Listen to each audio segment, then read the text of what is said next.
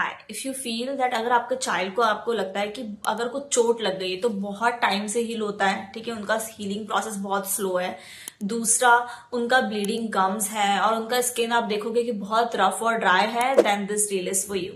So let's start with the letter C of our ABC of nutrition and we're going to talk about vitamin C. Vitamin C का बहुत सारे important functions होते हैं, जैसे कि collagen formation, iron absorption, immune system function, and other than that it also helps in building like tissues and healing skin.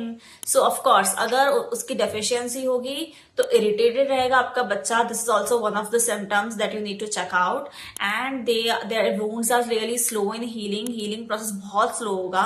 Plus they will have bleeding gums, like teeth भी बहुत weak होंगे. तो अगर ये सारे symptoms are matching up to what your child is facing currently, then you should check that it might be vitamin C deficiency. तो अगर vitamin C deficiency है तो कितना vitamin C लेना चाहिए पूरे दिन भर में? For example, if your child is around 1 to 3 year old, then it should be around 15 mg per day, not microgram, 15 mg per day. And if your child is around 4 to 8 year old, then it should be around 25 microgram per day. And if your child is around 9 to 13 year old, then it should be around 45 microgram per day.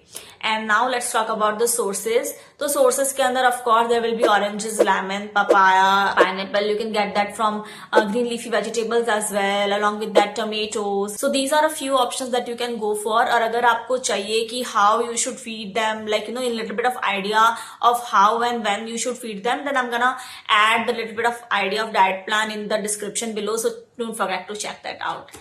And if you think that this really is helping you out and other like people who have children, then please share and like and comment.